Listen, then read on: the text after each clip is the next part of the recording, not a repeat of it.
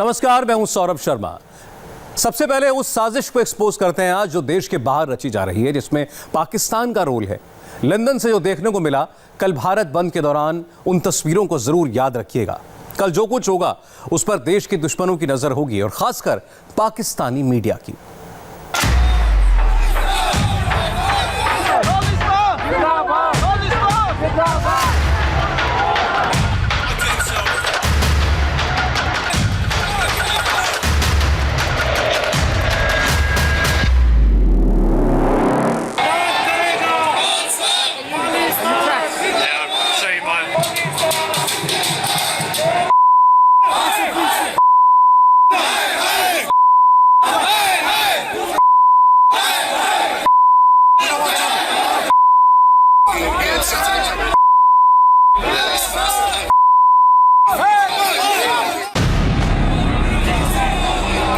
London की ये तस्वीर भारत विरोधी नई साजिश की पिक्चर दिखाती है।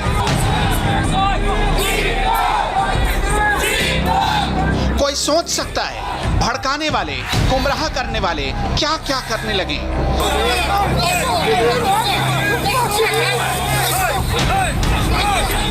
लंदन में भारतीय हाई कमिश्नर के दफ्तर को कैसे घेरा जाता है, ये दिख रहा है। प्रधानमंत्री मोदी से ऐसी नफरत है कि ये खालिस्तान का झंडा उठाकर आ गए।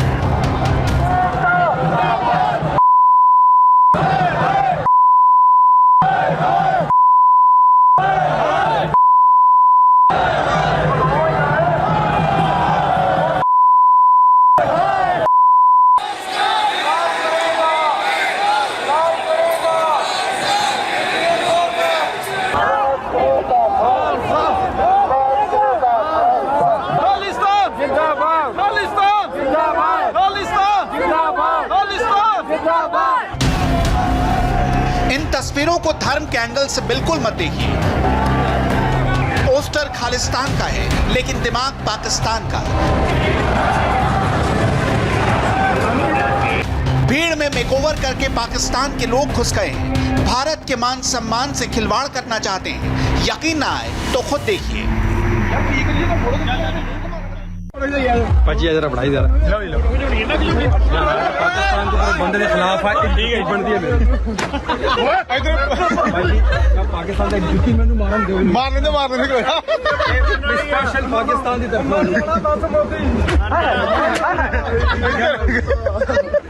सपोर्ट दे रहा है, सपोर्ट दे रहा है भाई पाकिस्तान। ऐसा नहीं है कि सिर्फ पाकिस्तान की पब्लिक आई है। इन नारों को पाकिस्तानी चैनल पैसा खर्च करके कवर कर रहे हैं। पाकिस्तान में इमरान खान की कवरेज कम कर दी गई है, खालिस्तान की बढ़ा दी गई है। चप्पे चप्पे पर पाकिस्तानी रिपोर्टर मौजूद हैं। इस वक्त हम मौजूद हैं लंदन में इंडियन हाई कमीशन के बाहर, और यहाँ पे सिख कम्युनिटी जो है वो सरापा एहतजाज है। ये जो मुजाहिरीन हैं, ये इंडिया में जो किसान एहतजाज कर रहे हैं उनसे इज़हार यकजहती के लिए यहाँ पे निकले हैं। और आप देख सकते हैं कि हज़ारों की तादाद में जो सिख कम्युनिटी के यहाँ पे अफराद मुकीम है, ओवरसीज़ कम्युनिटी, वो यहाँ पे निकल के आए हैं, जिन्होंने हाथों में खालिस्तान के झंडे उठाए हुए हैं। फौज से बढ़कर ये है कि ये मोदी हुकूमत के ख़िलाफ़ शदीद नारेबाजी कर रही हैं। पाकिस्तानी मीडिया ने बड़े बड़े ख्वाब देखना शुरू कर दिया है। जो है वो जनाब लाखों की तादाद में लोग वहाँ पे बाहर हैं सड़कों पे। कोई नहीं मान रहा पाबंदियां। किसान जो है वो नारे लगा रहे हैं, पुतले जल रहे हैं। चाइना के साथ उनकी तलखी बढ़ रही है। चाइना को क्या मजीद सरहदों पे एक्सलेशन उनके अल्लाह ना करे। हम बिल्कुल पाकिस्तान ये नहीं चाहता कि उनकी सरहदों पे तनाव बढ़े, लेकिन तनाव कम भी नहीं हो रहा, जो कि बात मुनासिब नहीं है। क्योंकि अंदरूनी तौर पे भी अब वो उनके आर्मी चीफ या जो भी उनके नेवल चीफ हैं दुनिया भर में घूमते जाएंगे। जब तक अपना हाउस इन ऑर्डर नहीं है तो उस वक्त तक उनके मामला ठीक नहीं होंगे। सोचिए, किसान के नाम पर कुछ देश विरोधी ताकत क्या क्या एजेंडा चलाने वाली है। ये बात हम नहीं कह रहे, बल्कि खुद पाकिस्तानी से सुनिए। की जो सारी मीटिंग्स होती हैं जिसमें कश्मीर और खालिस्तान को टारगेट किया जाता है, ये एक पूरा प्लानिंग से होता है। पाकिस्तान का अरबों रुपया इस पर लगता है और इस सिलसिले में मुख्तलिफ देखें, इनका एक तरीका वारदात है जो कि बड़ा फ़र्क है इंडियंस से। पाकिस्तानी जो बाहर रहते हैं वो हर पाकिस्तानी कंट्रीब्यूट करता है। मैं पहले भी बता चुका हूं कि एक प्रोटेस्ट होता है ना कि इंडियन एम्बेसी के सामने प्रोटेस्ट करना है, तो फ़ोन चला जाता है हाई कमीशन से या एम्बेसी से सारे पाकिस्तानी बिजनेसमैनों को, वो अपनी अपनी दुकानें बंद करके अपने 2-3-4 स्टाफ जो होता है उसको गाड़ी में बिठाया, चल भाई इंडियन एम्बेसी के सामने नारे लगा रहे हैं, पैसा भी देते हैं, कंट्रीब्यूशन करते हैं और प्रोटेस्ट में हिस्सा लेते हैं। ये पूरा एक प्लानिंग के साथ होता है। सिख कौम की देशभक्ति पर कोई सवाल नहीं उठा सकता। हिंदुस्तानी हैं और रहेंगे भी, उनको कोई भड़का नहीं सकता। लेकिन पाकिस्तान में रहने वाले अपना लिबास बदलकर इमरान खान के कसीदे पढ़ने लगे हैं। पिछले 2 साल में जितनी तारीफ इमरान खान की पाकिस्तानी मीडिया ने नहीं की, उससे ज्यादा खालिस्तानी समर्थक इमरान की करने लगे हैं। इमरान खान का भोपू कौन बजा रहा, फैसला कीजिए। प्राइम मिनिस्टर इमरान खान और जनरल बाजवा इन्हां नूं क्रेडिट देगा कि उन्होंने 73 साल दियां सिखां दियां दुआवां नूं जिहड़ा ਉਹ सार्थक रूप दे विच करतारपुर साहब कॉरीडोर खोल के पूरियां कीता और इसने सिखां नूं एक इंटरनेशनल आवाज़ भी दित्ती। और अज जदों मुल्कां दे प्राइम मिनिस्टर प्रेजिडेंट इस लैवल ते सिखां नूं रैकगनाइज कर रहे हैं तो ये हिंदू तवियां दे मूँह दे उत्ते पुट्ठी चपेड़ भी है, सिद्धी भी है। साहब दा हर लफज दिलों निकलदा है और उन्होंने सिखां दी गल करते हैं जिवें उन्होंने हिंदुआं दे और बौद्धियां दे और ईसाइयां दे हर एक दे उन्होंने कहा जी असी प्रोटेक्ट करांगे, असी सेफ बनावांगे। और वो जो उन्होंने कहा वो दिलों कहना और उन्होंने कीता भी है। कभी सोचा है खालिस्तान के नारे हमेशा भारत विरोधी क्यों होते हैं, जबकि पंजाब का बड़ा हिस्सा पाकिस्तान में भी है, फिर भी खालिस्तान की मांग पंजाब में नहीं होती, बल्कि जिस पाकिस्तान ने बंटवारे के वक्त कत्लेआम किया था उसकी ही तारीफ की जाती है, क्योंकि भारत के खिलाफ फंडिंग वही पाकिस्तान से होती है। हम फिर आपको समझाना चाहते हैं, लंदन से लाहौर तक, कराची से न्यूयॉर्क तक बहुत बड़ी साजिश रची जा रही है। पाकिस्तान के पूर्व मेयर का बड़ा खुलासा है, सिर्फ मोहरा बदला है देश में 2 धर्म के बीच माहौल खराब करने के लिए। पाकिस्तान ने नया प्लान बनाया है। तुर्की, पाकिस्तान, दुबई से सोशल मीडिया के हजारों नए अकाउंट्स बनाए गए, नाम बदलकर अलग अलग नाम रखकर दोनों तरफ से पाकिस्तानी ही होते हैं। एक पंजाबी नाम रखता है और दूसरा हिंदू। फिर भड़काऊ वीडियो पोस्ट किए जाते हैं, कमेंट किए जाते हैं, उसको दुनिया भर में वायरल किया जाता है और उस चक्कर में लोग बहक जाते हैं। खेल ये खेला जा रहा है कि हिंदू और सिख में डिवीज़न पैदा करने के लिए मुख्तलिफ हज़ारों की तादाद में अकाउंट खोले गए हैं सोशल मीडिया के सिखों के नाम से, जो कि ऑपरेट होते हैं तुर्की और पाकिस्तान और दुबई वगैरह से। वहाँ से ये ऑपरेट होते हैं और इन्होंने मुख्तलिफ हिंदू नामों से और मुख्तलिफ सिखों के नाम से अकाउंट खोले गए और हिंदू नाम से जो अकाउंट है वो सिखों को गालियाँ दे रहे हैं, सिखों के नाम पे जो अकाउंट है वो हिंदुओं को गालियाँ दे रहे हैं। और इस तरह एक साजिश रची जा रही है कि किस तरह ये डिवीज़न पैदा की जाए आम हिंदू और सिख में, जो 84 में किया गया था कि हिंदुओं और सिखों के दरमियान एक दूरी पैदा की गई थी और एक बड़ा ही दर्दनाक काम हुआ था 84 में, जिसको ये वापस करने की कोशिश कर रहे हैं। लेकिन पाकिस्तान की साजिश में खालिस्तानी आतंकी भी शामिल है। जैसा ISI का ऑर्डर आता है वैसा ही एक्शन होता है। किसानों के नाम पर विरोध प्रदर्शन किया जाता है। लंदन में भारतीय हाई कमीशन के सामने विरोध प्रदर्शन में खालिस्तानी आतंकी परमजीत सिंह पम्मा भी नजर आया। पम्मा ने भारत के खिलाफ नारेबाजी की, प्रधानमंत्री नरेंद्र मोदी के खिलाफ नारेबाजी की। अब जरा परमजीत सिंह पम्मा की क्राइम हिस्ट्री भी पढ़ लीजिए। परमजीत सिंह पम्मा NIA की लिस्ट में मोस्ट वांटेड आतंकी है। पम्मा साल 1994 से भारत से फरार है। पटियाला, अंबाला में बम ब्लास्ट में शामिल था। कई हत्याएं करवा चुका है। पाकिस्तान के रास्ते पंजाब में RDX AK-47 भेजी थी। अभी SFJ यानी सिख फॉर जस्टिस से जुड़ा है। किसान के नाम पर पाकिस्तान खालिस्तान की बहुत बड़ी साजिश है। परमजीत सिंह पम्मा के साथ खालिस्तानी आतंकी कुलदीप सिंह चेरू भी मौजूद था। समझिए, सोचिए, देश का माहौल खराब करने के लिए कहां से कैसे कैसे प्लानिंग की जा रही है। इसलिए हर समस्या का समाधान मिल बैठकर निकालना जरूरी है। आपस की छोटी छोटी बातें किस हद तक नुकसान पहुंचा सकती हैं, इसका अंदाजा भी नहीं है। किसान आंदोलन के नाम पर अवार्ड वापस किया जा रहा है। वहीं शौर्य चक्र अवार्डी बलविंदर सिंह संधू की हत्या के पीछे खालिस्तान और पाकिस्तान ही निकले। बलविंदर सिंह ने पंजाब में खालिस्तान के खिलाफ लंबी लड़ाई लड़ी थी, अकेले कई आतंकियों को मार भगाया था। 16 अक्टूबर को उनकी हत्या पंजाब के तरन तारण जिले में की गई थी और अब गिरफ्तारी दिल्ली से हुई है। दिल्ली के शकरपुर इलाके में मुठभेड़ के बाद 5 आतंकियों को पकड़ा गया। 5 आतंकियों में 2 पंजाब और 3 कश्मीर से हैं। पंजाब के जिन 2 आतंकियों को अरेस्ट किया गया, उनके खालिस्तान लिंक की जांच चल रही है, जबकि कश्मीर के 3 गिरफ्तार आतंकियों का ड्रग्स कनेक्शन मिला है। आतंकियों के पास से कई हथियार और पिस्टल्स मिले हैं। दिल्ली आने का इनका मकसद खतरनाक ही होगा। पाकिस्तान कैसे बैकफुट में होकर सब कुछ ऑपरेट कर रहा है, ये समझने के लिए हमको खालिस्तान और पाकिस्तान की टाइमलाइन चेक करनी होगी। हमने आपको कल दिखाया था कैसे खालिस्तानी पाकिस्तान से डील कर रहे हैं। कल भारत बंद का प्रयोग है, शुद्ध देसी पॉलिटिकल प्रयोग। अगर एक लाइन में कहें तो चुनाव में नरेंद्र मोदी से हारे नेताओं ने कल शक्ति प्रदर्शन की तारीख चुनी है। उत्तर से दक्षिण तक वो तमाम पार्टियां जो चुनाव हार गईं, किसानों पर बंदूक रखकर अपना सियासी फायदा देख रही हैं। अब आपको तय करना है कि यह सियासी प्रयोग सफल होगा या नहीं।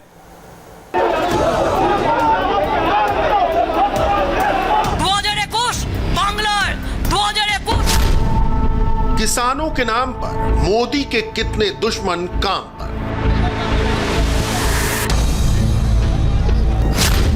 किसानों का बहाना, क्या नरेंद्र मोदी को है झुकाना?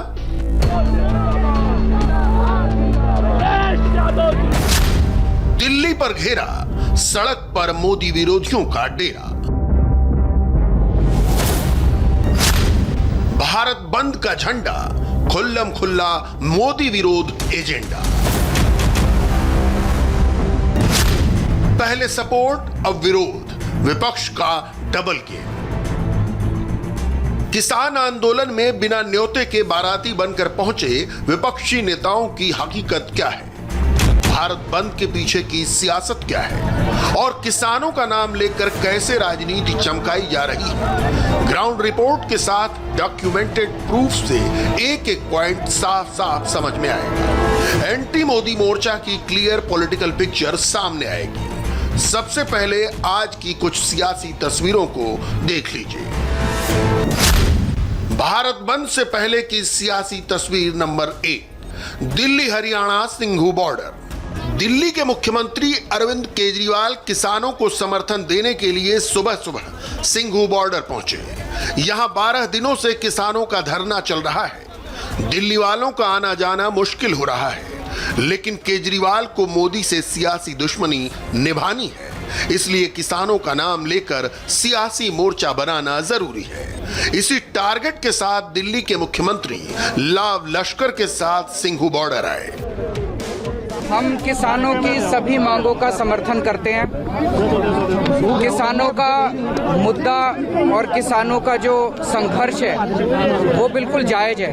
कल जो किसानों ने 8 तारीख को भारत बंद का आह्वान किया है, आम आदमी पार्टी पूरी तरह से उसका समर्थन करती है और सारे कार्यकर्ता हमारे इसमें पार्टिसिपेट करेंगे। बंद से पहले की सियासी तस्वीर नंबर 2, विक्रमादित्य मार्ग, लखनऊ। समाजवादी पार्टी के अध्यक्ष अखिलेश यादव लखनऊ में अपने महल से निकले।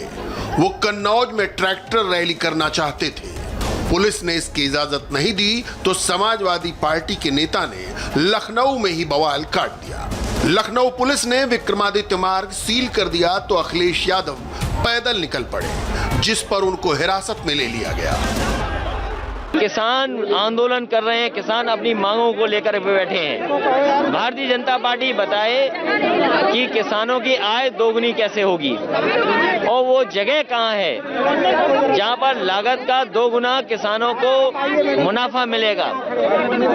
यही तो वादा किया था भारतीय जनता पार्टी ने कि किसानों की आय दोगुनी करेंगे, लेकिन ऐसा कानून ले आए हैं जिससे किसानों की जमीन भी छिन जाएगी और किसान की पैदावार की भी लूट हो जाएगी। बंद से पहले की सियासी तस्वीर नंबर 3, पश्चिमी मिदनापुर, पश्चिम बंगाल। तृणमूल कांग्रेस की नेता ममता बनर्जी ने दिल्ली से 1500 किलोमीटर दूर से मोदी पर तीर चलाया। पश्चिम बंगाल में चुनाव है, दीदी को मोदी के चैलेंज से बचना है, इसलिए उनको भी किसानों का सपोर्ट चाहिए। मोदी ने एम्फन तूफान में दी गई मदद के खर्च का हिसाब मांगा तो ममता को गुस्सा आ गया। इस गुस्से में भी दीदी किसानों को आगे कर रही हैं। बंद से पहले की सियासी तस्वीर नंबर 4, जंतर मंतर, दिल्ली। दिल्ली के जंतर मंतर पर पंजाब कांग्रेस के सांसदों ने धरना दिया और संसद का शीतकालीन सत्र बुलाकर किसानों के मुद्दे पर चर्चा की मांग की। हम ये चाहते हैं कि संसद का शीतकालीन सत्र बुलाया जाना चाहिए। संसद का शीतकालीन सत्र बुलाकर ये जो किसान विरोधी कानून हैं, इनके ऊपर पुनर्विचार करके इनको वापस लिया जाना चाहिए, ये हमारी मांग है। किसानों के नाम पर मोदी को घेर रही ये पार्टियां और इनके नेता कल तक ओपन मार्केट के सपोर्टर थे। ये सिर्फ कहने सुनने की बात नहीं है, इसके डॉक्यूमेंट्री प्रूफ मौजूद हैं। किसानों के मुद्दे पर सबसे पहले कांग्रेस का डबल स्टैंडर्ड देखते हैं। ये 2019 के लोकसभा चुनाव में कांग्रेस का घोषणा पत्र है। इसके पेज नंबर 17 पर पॉइंट नंबर 11 में कांग्रेस ने वादा किया है कि कांग्रेस एपीएमसी एक्ट को खत्म करेगी, राज्यों के बीच कृषि उत्पादों के व्यापार और एक्सपोर्ट को हर बंधन से मुक्त करेगी। कांग्रेस ने जो वादा किया उसे नरेंद्र मोदी ने पूरा किया, लेकिन अब कांग्रेस उसी का विरोध कर रही है। ये मोदी विरोध के लिए किया जा रहा विरोध है जो अंदर से खोखला है। किसानों के नाम पर सबसे ज्यादा गर्म हो रहे पंजाब के कांग्रेसी मुख्यमंत्री कैप्टन अमरिंदर सिंह ने 8 मार्च 2019 को पठानकोट में पेप्सिको की सब्सिडियरी कंपनी का उद्घाटन किया।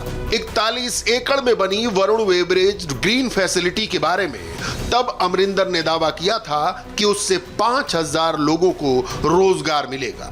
जूस, डेयरी प्रोडक्ट और कोल्ड ड्रिंक बनाने के लिए अमरिंदर सरकार ने पेप्सिको को टैक्स में कई रियायतों के साथ सस्ती बिजली भी दी थी। 2019 तक अमरिंदर सिंह ओपन मार्केट के चैंपियन बन रहे थे। 2020 में अमरिंदर सिंह किसानों के चैंपियन बनने की कोशिश कर रहे हैं। आज जो नरेंद्र मोदी की सरकार ने किया, यूपीए की 10 साल की सरकार में यही कर रहे थे, बढ़ चढ़कर कर रहे थे। अभी मैं डॉक्यूमेंट दिखाऊंगा देश के सामने। लेकिन आज जब इनका राजनीतिक वजूद खत्म हो रहा है, ये बार बार चुनाव में हारते हैं, लोकसभा के चुनाव में, विधानसभा के चुनाव में, नगर निगम के चुनाव में, तो अपना वजूद, अस्तित्व बचाने के लिए किसी भी विरोधी आंदोलन में शामिल हो जाते हैं। देश की शक्ति की रक्षा। मोदी विरोध का झंडा उठाकर चल रहे राहुल गांधी भारत बंद कराने वाले नेताओं में सबसे आगे हैं। इनको भोजन। भाई और बहनों, ये कानून नरेंद्र मोदी के 2-3 मित्रों के लिए है। ये कानून किसान से चोरी करने के कानून है और इसलिए हम सबको मिलकर हिंदुस्तान की शक्ति के साथ खड़ा होना पड़ेगा, किसान के साथ खड़ा होना पड़ेगा। जहां भी ये किसान भाई हैं, वहां जनता को, कांग्रेस कार्यकर्ताओं को निकलकर इनकी मदद करनी चाहिए, इनको भोजन देना चाहिए और इनके साथ खड़ा होना चाहिए। यही राहुल गांधी 7 साल पहले क्या कह रहे थे, अब उसे देखते हैं। कांग्रेस के नेतृत्व वाली यूपीए सरकार के दौरान पार्टी उपाध्यक्ष के रूप में राहुल गांधी ने 27 दिसंबर 2013 को 12 कांग्रेसी मुख्यमंत्रियों की बैठक बुलाई थी। उस बैठक में 2 प्रमुख फैसले लिए गए थे। नंबर 1, फलों और सब्जियों को मंडी के चंगुल से बाहर किया जाएगा और नंबर 2, किसान अपनी फसल सीधे बाजार में बेच पाएंगे। कांग्रेस के ऑफिशियल ट्विटर हैंडल से राहुल गांधी की फोटो के साथ यह ट्वीट किया गया था। अगर ये काफी नहीं लगता तो राहुल गांधी के बगल में बैठे कांग्रेस नेता अजय माकन का बयान सुनिए। अभी एपीएमसी के एक्ट में स्टेट्स के अंदर जो लिस्ट है उसके अंदर फ्रूट्स और वेजिटेबल्स भी शामिल हैं, तो इसलिए बगैर लाइसेंस के और बगैर आढ़तियों के और बगैर एपीएमसी मार्केट्स के उसको बाहर नहीं बेचा जा सकता। तो किसानों को सहूलियत पहुंचाने के लिए और कंज्यूमर्स को भी कम प्राइसेस देने के लिए यह तय किया गया है कि 15 जनवरी से पहले तमाम एग्रीकल्चर प्रोड्यूस मार्केटिंग कमेटीज में से फ्रूट्स और वेजिटेबल्स को लिस्ट में से हटा दिया जाएगा। 2004 से 2014 के बीच केंद्र में मनमोहन सिंह की सरकार थी। इकोनॉमिस्ट प्राइम मिनिस्टर ने उस समय कृषि क्षेत्र के लिए क्या क्या प्लान बनाए थे, कैसे कैसे डिसीजन लिए थे, उस पर गौर करेंगे तो डबल गेम वाली पिक्चर और क्लियर हो जाएगी। 2007 में मॉडल एपीएमसी रूल बनाए गए, राज्यों पर मंडियां खोलने का दबाव डाला गया। 2006 में स्वामीनाथन आयोग बनाया गया। स्वामीनाथन आयोग ने एकीकृत राष्ट्रीय बाजार की सिफारिश की। 2010 में कृषि मंत्री शरद पवार ने कृषि पर एम्पावर्ड कमेटी बनाई। 2010 में ही शरद पवार ने मुख्यमंत्रियों को चिट्ठी लिखी। शरद पवार ने मंडियों को खोलने का दबाव बनाया। 2013 में पाटिल कमेटी ने कॉन्ट्रैक्ट फार्मिंग की सिफारिश की। Open market, contract farming, private infrastructure, APMC act में बदलाव, ये सब यूपीए सरकार के समय से चला रहा है। लेकिन कांग्रेस आज इनको ऐसे प्रचारित कर रही है जैसे मोदी ने रातों रात किसानों का बहुत बड़ा नुकसान कर दिया है। कांग्रेस जब सत्ता में थी तब उसे जो अच्छा लग रहा था, आज विपक्ष में रहते हुए उसे वही बुरा लग रहा है। अकेले कांग्रेस ही नहीं, शरद पवार की एनसीपी भी आज उन पार्टियों में शामिल है जो मंगलवार 8 दिसंबर को भारत बंद कराने जा रही हैं। स्वार्थ के लिए अवसरवादी राजनीति में किसानों के नाम पर पवार साहब किस तरह कलाबाजी खाते हैं, इसे 2010 की उनकी चिट्ठी से समझिए। 2010 में दिल्ली की तत्कालीन मुख्यमंत्री शीला दीक्षित के नाम चिट्ठी में शरद पवार ने लिखा था, ग्रामीण इलाकों में विकास, रोजगार और आर्थिक समृद्धि के लिए कृषि क्षेत्र को सुचारू बाजार की जरूरत है। इसके लिए मार्केटिंग इंफ्रास्ट्रक्चर में बहुत अधिक निवेश जरूरी है। वर्तमान प्रदेश एपीएमसी एक्ट में 2003 के मॉडल एपीएमसी एक्ट की तर्ज पर संशोधन की जरूरत है। इससे किसानों के हित के लिए वैकल्पिक प्रतियोगी मार्केटिंग चैनल बनाने के लिए निजी तौर पर प्रोत्साहित किया जा सकेगा। कांग्रेस की तरह एनसीपी नेता शरद पवार ने भी गुलाटी मार ली है। अब समाजवादी पार्टी की असलियत समझिए। अखिलेश यादव आज किसानों के लिए हिरासत में जाने को तैयार है। वो भारत बंद का समर्थन कर रहे हैं, लेकिन उनके पिता मुलायम सिंह यादव ने कृषि क्षेत्र को खोलने का सुझाव दिया था। यूपीए सरकार के दौरान मुलायम सिंह यादव की समाजवादी पार्टी भी सरकार को समर्थन दे रही थी। खुद मुलायम सिंह कृषि मंत्रालय की स्टैंडिंग कमेटी के मेंबर थे। तब स्टैंडिंग कमेटी की बैठक में मुलायम सिंह यादव ने कहा था, किसानों की खुशहाली के लिए बहुत जरूरी है कि किसानों को मंडियों के चंगुल से मुक्त किया जाए। कांग्रेस की एक और सहयोगी पार्टी डीएमके ने भी 2016 के मैनिफेस्टो में कृषि उत्पादों का बाजार खोलने का वादा किया था, लेकिन अब उसी मुद्दे पर वो भारत बंद का समर्थन कर रही है।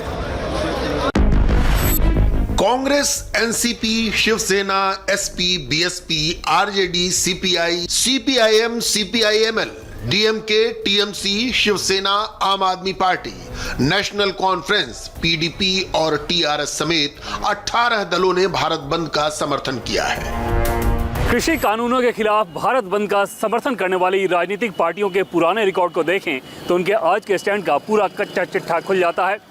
चाहे राहुल गांधी हो या फिर हो शरद पवार, अखिलेश यादव हो या फिर ममता बनर्जी, इन सभी नेताओं ने कृषि कानून को लेकर अपना स्टैंड सिर्फ इस लिहाज से बदला है क्योंकि फैसला मोदी सरकार ने किया है और सामने नरेंद्र मोदी खड़े हैं।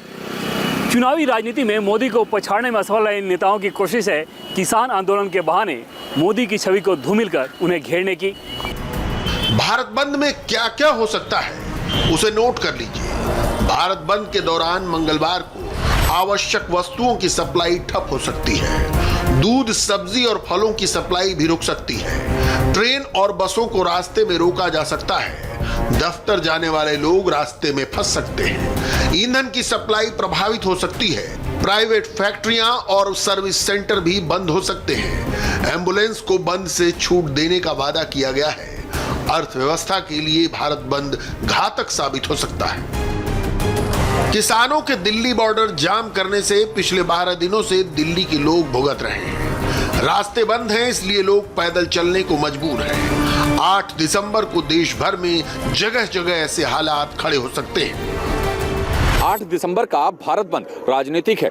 इस बंद के लिए भले ही किसानों का नाम लिया जा रहा हो, लेकिन इस बंद से किसानों के मुद्दे का ज्यादा मतलब नहीं है। उधर दिल्ली की चिंता छोड़कर अरविंद केजरीवाल भी अब इस बंद के समर्थन में उतर आए हैं, लेकिन उन्होंने अब तक ये नहीं बताया कि 8 दिसंबर के बंद के दौरान जरूरी सेवाओं और जरूरी वस्तुओं की पूर्ति के लिए क्या योजना बनाई है। वहीं वो इस बात पर भी चुप हैं कि अगर कृषि कानून सही नहीं है तो उन्होंने इसे गजट में नोटिफाई क्यों कराया। किसानों की कुछ मांगे जेन्युइन हो सकती हैं, कृषि कानूनों पर उनकी कुछ चिंताएं वाजिब हो सकती हैं। केंद्र सरकार के साथ उनकी बातचीत चल रही है। दोनों पक्षों को एक दूसरे की सीमाएं पता है। समय जरूर लग रहा है, लेकिन हल निकलेगा, ऐसा विश्वास है। ये भरोसा बना रहे, इसके लिए डर्टी पॉलिटिकल ट्रिक्स से बचकर रहना होगा। भारत बंद से 24 घंटे पहले प्रधानमंत्री नरेंद्र मोदी ने एक मैसेज दिया। यह मैसेज सबको सुनना चाहिए, किसानों को भी, नौजवान भी सुने, मजदूर भी सुने और मिडिल क्लास के लोगों को भी जानना चाहिए कि प्रधानमंत्री ने क्या कहा है। मैसेज बहुत क्लियर है। अगर आप देश में विकास की रफ्तार चाहते हैं, अगर आप देश को अच्छे से चलाना चाहते हैं, अगर आप गरीब किसानों को अमीर बनाना चाहते हैं, तो फिर बड़े परिवर्तन करने ही होंगे। नई सुविधाओं के लिए, नई व्यवस्थाओं के लिए रिफॉर्म्स बहुत जरूरी है। हम पिछली शताब्दी के कानून लेकर के अगली शताब्दी का निर्माण नहीं कर सकते। जो कानून पिछली शताब्दी में बहुत उपयोगी हुए, वो अगली शताब्दी के लिए बोझ बन जाते हैं। पुराने कानून से नया हिंदुस्तान नहीं बन सकता, पुरानी व्यवस्थाओं से आज का हिंदुस्तान नहीं चल सकता। ये प्रधानमंत्री मोदी की स्टाइल है, जो कह रहे हैं उतार फेंकिए पुराने ख्याल। नए दौर में कुछ नया सोचते हैं, नया करते हैं, और इस नवीन क्रांति की नींव बगैर रिफॉर्म की नहीं पड़ सकती। रिफॉर्म तो पहले भी होते थे, लेकिन सिर्फ कागजों पर पहले और अब के रिफॉर्म में कितना फर्क आया, प्रधानमंत्री ने डिटेल में समझाया। पहले की तुलना में अब अलग क्या हो रहा है? कारण बहुत ही सीधा है। पहले रिफॉर्म्स टुकड़ों में होते थे, कुछ सेक्टरों, कुछ विभागों को ध्यान में रख के होते थे। अब एक संपूर्णता की सोच से रिफॉर्म्स किए जा रहे हैं। अब जैसे शहरों के विकास के कोई हम ले लें, शहरों के विकास के लिए हमने 4 स्तरों पर काम किया है। बीते समय से चली आ रही समस्याओं का समाधान हो, जीवन ज्यादा से ज्यादा सुगम हो, ज्यादा से ज्यादा निवेश हो और शहरों की व्यवस्थाओं में आधुनिक टेक्नोलॉजी का उपयोग अधिक हो। सुधारवाद किसी विकासशील समाज का शाश्वत सच है, लेकिन सुधारवाद का मतलब सिर्फ ये नहीं कि कानून को बदल दीजिए, बल्कि कानून बदलने के साथ साथ लोगों की सोच, लोगों के नजरिए में भी बदलाव जरूरी है। आगरा मेट्रो के उद्घाटन मंच से पीएम देशवासियों को रिफॉर्म की एबीसीडी समझा रहे थे, तो इसके पीछे एक बहुत बड़ा मैसेज छिपा था। क्या पीएम मोदी किसानों को कोई मैसेज दे रहे थे, जो 20वीं शताब्दी में बने कानून में बदलाव से नाराज होकर 12 दिनों से विरोध कर रहे हैं? मोदी सरकार के द्वारा कृषि कानून में रिफॉर्म की वजह से ही 33 लाख किसानों को फायदा मिला और उन किसानों को 63,563 करोड़ से ज्यादा मुनाफा हुआ। इसमें 60% किसान पंजाब के थे, लेकिन आज वही किसान विरोध कर रहे हैं। इसी रिफॉर्म बिल के बाद से किसानों से पिछले साल की तुलना में 22% ज्यादा फसल की खरीद हुई। इससे 35 लाख किसानों को 65,000 करोड़ से ज्यादा का मुनाफा हुआ। मोदी सरकार का रिफॉर्म दूसरी सरकारों के रिफॉर्म से कैसे अलग है, इसे एक और आंकड़े से समझिए। मोदी सरकार ने किसानों की फसल पर यूपीए की सरकार से सैकड़ों फीसदी ज्यादा एमएसपी दी। धान पर 240% ज्यादा, गेहूं पर 177% ज्यादा, दलहन पर 7500% ज्यादा, तिलहन और कोपरा पर 1000% ज्यादा एमएसपी दी जा चुकी है। मोदी सरकार ने दशकों पुरानी तकरीबन 1200 से ज्यादा कानूनों को खत्म कर दिया और सैकड़ों कानूनों में बदलाव किए।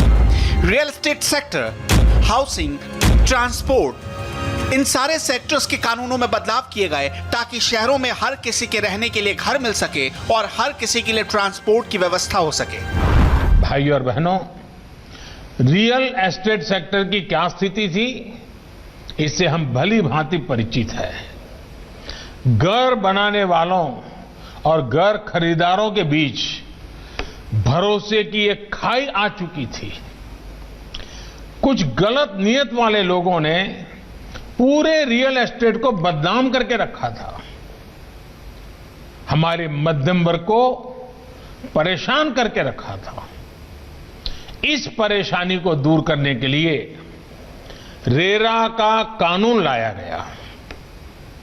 हाल में कुछ रिपोर्ट जो आई है वो बताती है कि इस कानून के बाद मिडिल क्लास के घर तेजी से पूरे होने शुरू हुए हैं। इसी तरह हमारे शहरों में एक और बड़ी समस्या है, बड़ी संख्या में खाली पड़े घरों की। ये तब है जब बड़ी आबादी को किराए पर घर मिलने में भी परेशानी होती है। इस समस्या को दूर करने के लिए भी एक मॉडल कानून बनाकर राज्यों को दिया जा चुका है। साथियों, शहरों का जीवन आसान बनाने के लिए आधुनिक पब्लिक ट्रांसपोर्ट से लेकर हाउसिंग तक चौतरफा काम चल रहा है। मोदी की अगुवाई में जो रिफॉर्म हुए उसने देश में आम लोगों की जिंदगी बदल कर रख दी, खास तौर पर गरीब और मध्यम वर्ग की। पीएम मोदी के सुधारों ने देश में जो बदलाव किए उससे पहली बार लोगों को एहसास हुआ कि उनकी लाइफस्टाइल में एक स्टैंडर्ड आ चुका है। शहरी गरीबों के लिए 1 करोड़ से ज्यादा पक्के घर स्वीकृत किए गए। शहरों में गरीबों को घर खरीदने के लिए सरकार ने मदद पहुंचाई। 12.5 लाख से ज्यादा शहरी मध्यम वर्गीय परिवारों को घर मिला। मध्यम वर्ग का परिवार घर खरीद सके इसलिए मोदी सरकार ने 28,000 करोड़ से ज्यादा की मदद घर खरीदने में की। देश के सैकड़ों शहरों में घर घर पीने का साफ पानी पहुंचे और ये लोगों का अधिकार बन सके। सरकार ने इसके लिए अमृत योजना की शुरुआत की। शहरों में पहले से लाख गुना बेहतर पब्लिक टॉयलेट का इंतजाम किया गया। शहरों में गरीबों को मुफ्त इलाज की सुविधा दी गई और मध्यम वर्ग को सस्ती कीमत पर दवा। सरकार की कोशिशों से इलाज के खर्चे में भी भारी कमी आई। मोदी सरकार के रिफॉर्म की वजह से देश में कैसे आत्मविश्वास बढ़ा, खुद प्रधानमंत्री से सुनिए।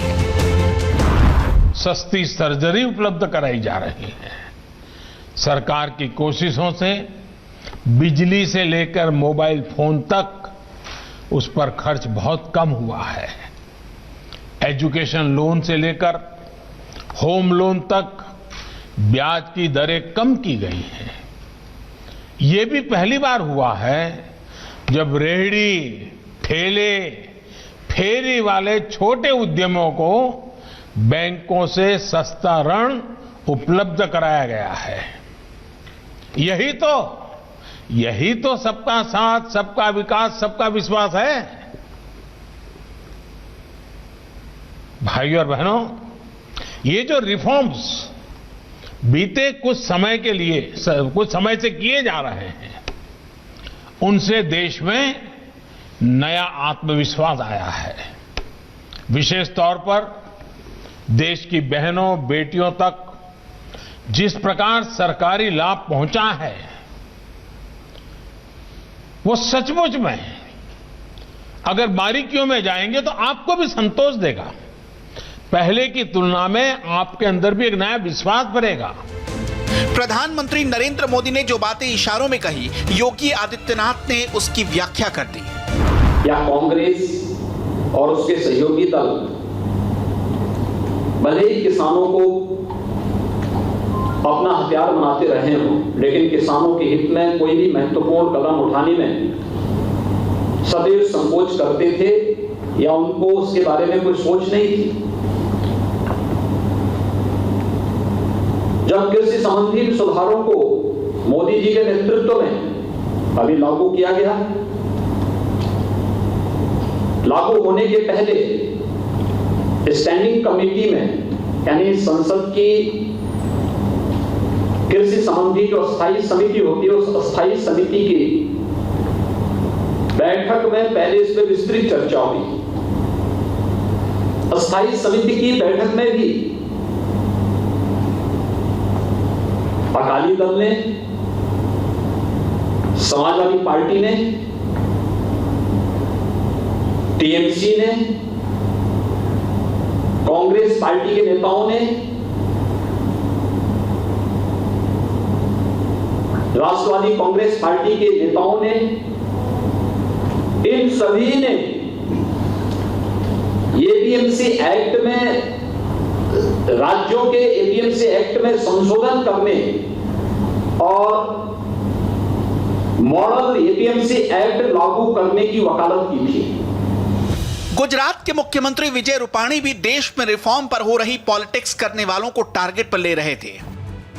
ये किसान आंदोलन नहीं, पॉलिटिकल आंदोलन बन गया है। दूसरा, मैं कांग्रेस को भी पूछना चाहता हूं कि आप अपना 2019 का मैनिफेस्टो खोलकर देख लीजिए। आपने खुद कांग्रेस ने बताया था कि अगर कांग्रेस सत्ता पर आएगी तो एग्रीकल्चर प्रोड्यूस मार्केट एक्ट को समाप्त करेगी और खेडूतों के जो उपज के निर्यात और व्यापार पर सभी बंधनों को वो मुक्त करेगी।